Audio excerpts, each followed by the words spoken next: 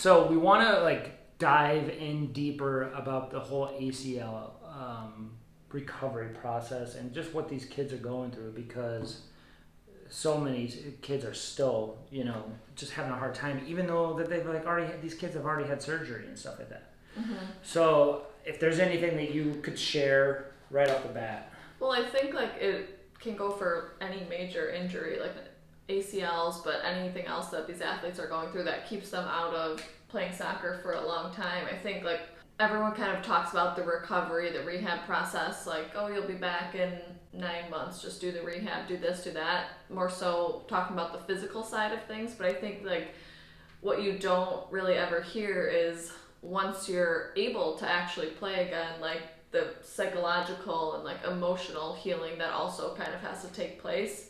And I think like from my experience, that happened once I was cleared, like to play again, So like I was playing, and when I first started coming back from like both the ACL tears, really it took a long time to actually feel like completely comfortable. That you were there again. Playing again, yeah.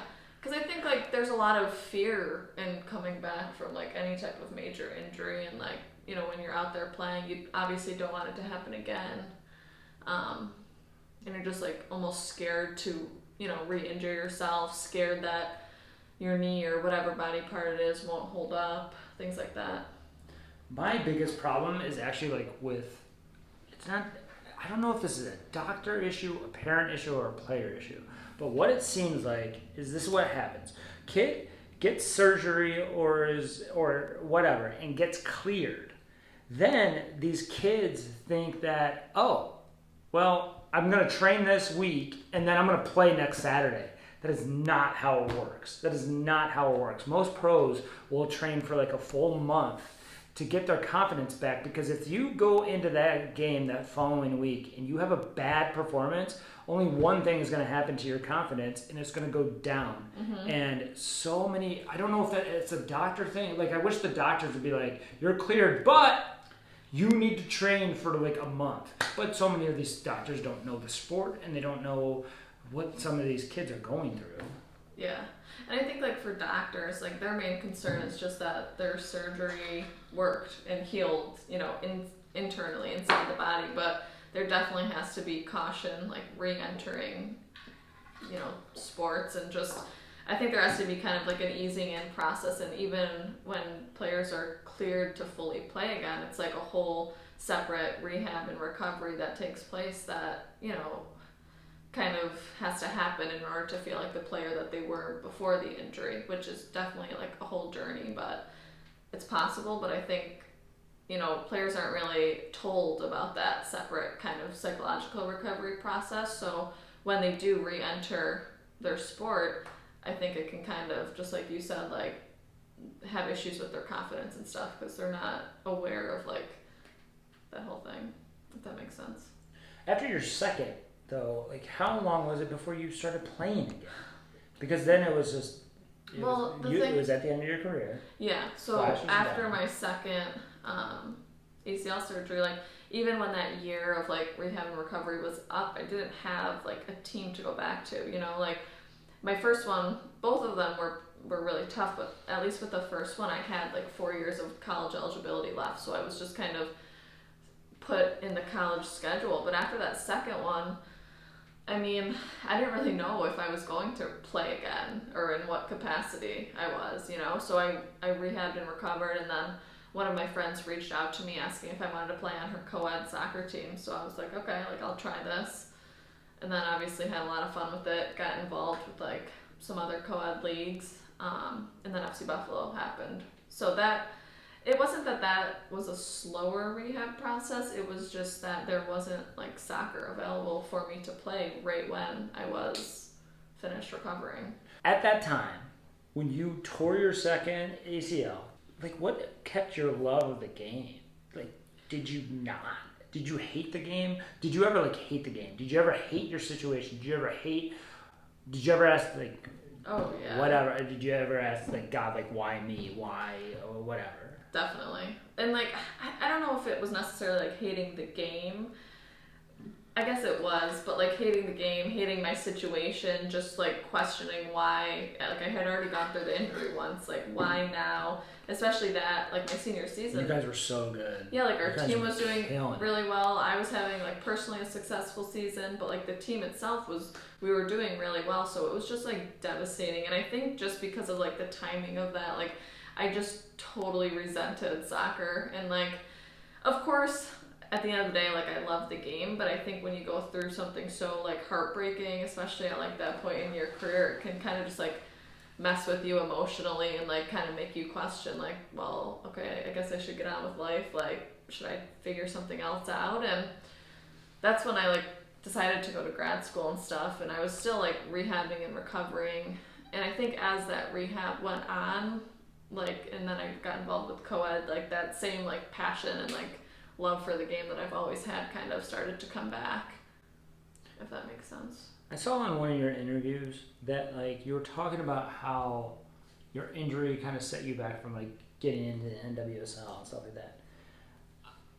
Do you think that if you were able to finish out that senior year, you had already at that time, you were already WUS first, UWS full first team. You were Eastern first team.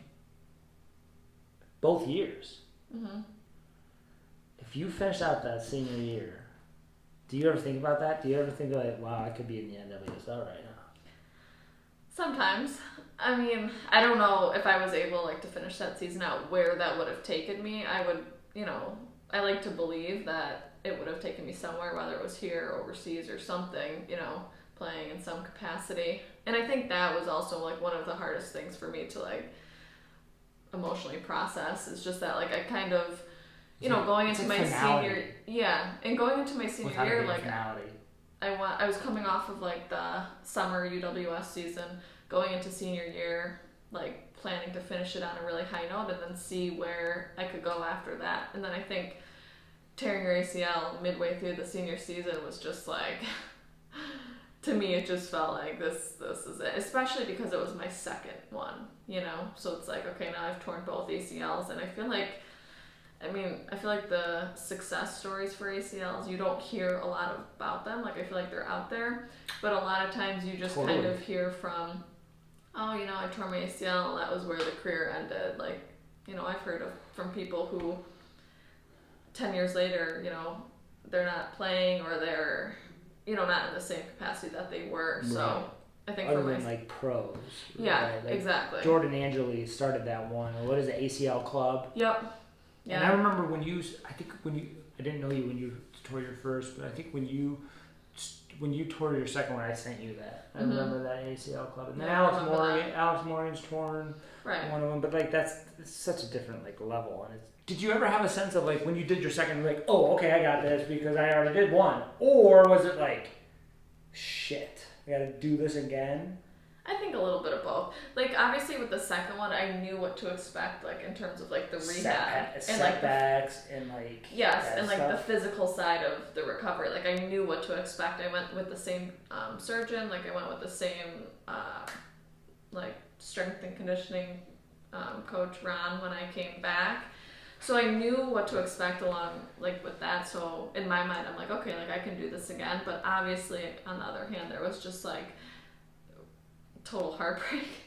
But it kind of sounds dramatic, but honestly, like it was really, really difficult, and it made me resent the sport for a long time. So your FC Buffalo like season, right? And it was only like 10 or 12 games, and it was just like at the end, you were turning it on, and I could tell that you were getting into your own and getting into the groove again and getting into the rhythm and back, because this is the highest level you've played since your ACL, correct? Mm-hmm. Or would you consider like some of those, like, you wouldn't consider any of your co-ed leagues like a higher level, would you? No, I think FC Buffalo is definitely a higher maybe level. A faster pace at the time sometimes on the co-ed leagues, maybe? Yeah, like I think there's a lot of benefit to playing in those co-ed leagues when they're good leagues, when there's like competition, because like playing with guys who are just bigger, stronger, faster, like you really have to think quicker. And so you're 25. They say that your soccer prime is from the age of 24 to about 27. That is your soccer prime. Do you feel that? Or do you think that you were better in college? Well, that's an interesting question, actually, because like when I started playing FC Buffalo again, that was the highest level that I had played really since the injury. So of course in the beginning, like I felt good, but I also just like we've talked about, like that psychological recovery was definitely still happening, and I was still kind of, I feel like, having to go through playing again and, you know, getting hit the first time. Like that is a whole other, you know, separate thing when you go through an injury and like the first knock that you take, but then realizing like, okay, my body's strong and stable and I've had a healthy recovery, so, you know, you can continue to play. But I think honestly, like I was good in college and I had a successful season, but I feel like now, like I almost, not that I feel like I know how to take care of my body better. And like I have the experience, and like I feel like now, like I think about the game in a different way than I did in college. Just like, I guess it's kind of hard to explain. Like I feel like I see things better, almost. Do you ever feel like, so I've always said that the better you are on the ball, the slower the game is for you. Yes. I feel like when I was watching you FC Buffalo, I just felt like everything was just slow motion, and you just waited and waited and waited, and like boop, pass. Like there were times like I just saw a whole bunch of like your highlights where you would be like dribbling, and then you would just stop on the ball, let somebody go by, and then like cut, and it was just like so smooth. Whereas we work with so many players that are frantic. Everything is so fast paced. Everything is how quickly can you score, and it was just so refreshing to watch you. It'd just be like sometimes you just step on the ball and just let the play develop. And I feel like my senior year at UB, that's kind of how I felt too. Like I kind of had that sense about me where I was just like playing freely, and just like, yeah, like things kind of slowed down, and that's when,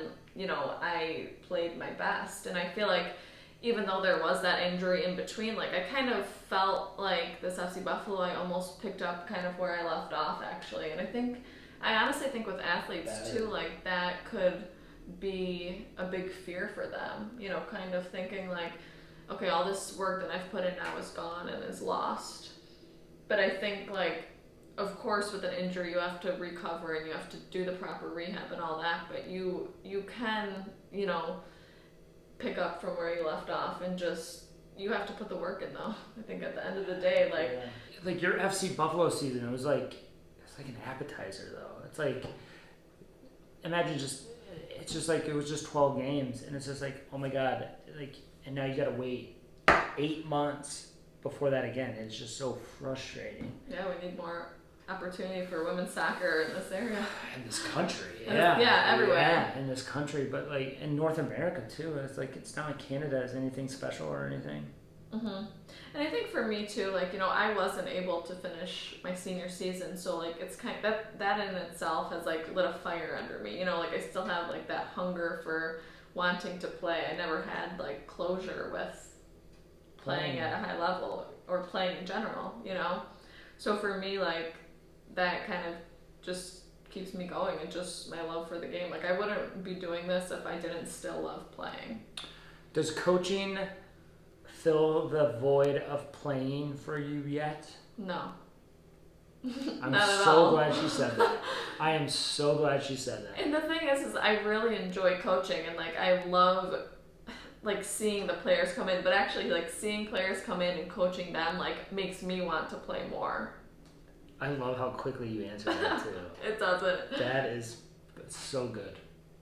But it feels like a different void. Like, or not, I don't even want to say void. It just fills a different cup for me. Like I enjoy it, and I'm passionate about it, and I want to help younger players get better. But for me, like coaching and playing are different. Because that was the complete opposite for me. It's like, so I was a goalkeeper, and it's a known fact that like we get burnt out. And my college experience with a goalkeeper trainer just like made me realize, like, I don't want to do this anymore. And then I started coaching, and I was like, boom, way more in love with the game. but I was always kind of like that because I would always like take notes and keep like notebooks and stuff like that of like coaching and stuff like that. And like my obsession with winning a state championship in Michigan was stupid. It was probably unhealthy, but like, and I was just so obsessed with coaching, so that coaching absolutely filled my void to where I could play on Sunday nights in a beer league back home, and that would fulfill my playing needs. That's actually so funny that you say that, because when I was coming back from, like, after I had torn my ACL, graduated from UB, that next fall, the next fall, I started assistant coaching at my old high school. And that was really when, like, just being involved and back around the game is what, like, fired me up to, like, get in good soccer shape again, to join a team, because, like, that, like, being involved with that team that year, I've always, like, literally every fall, think about it, for my entire life pretty much, I've been on a team and involved in a team and, like, had that community. And then, like, when you don't have that to go back to, it's like, it can be a really big change for people that I don't think, it's not talked about enough, just the changes that can come to college athletes once they're done. That's a whole separate topic. But being around, like, the high school team that I'm helping coach kind of gave me that sense of community, but then also, like, seeing the girls play inside of me, I'm like, I just want to play again. I just want to get back to that point of being able to play and having a team and that kind of thing.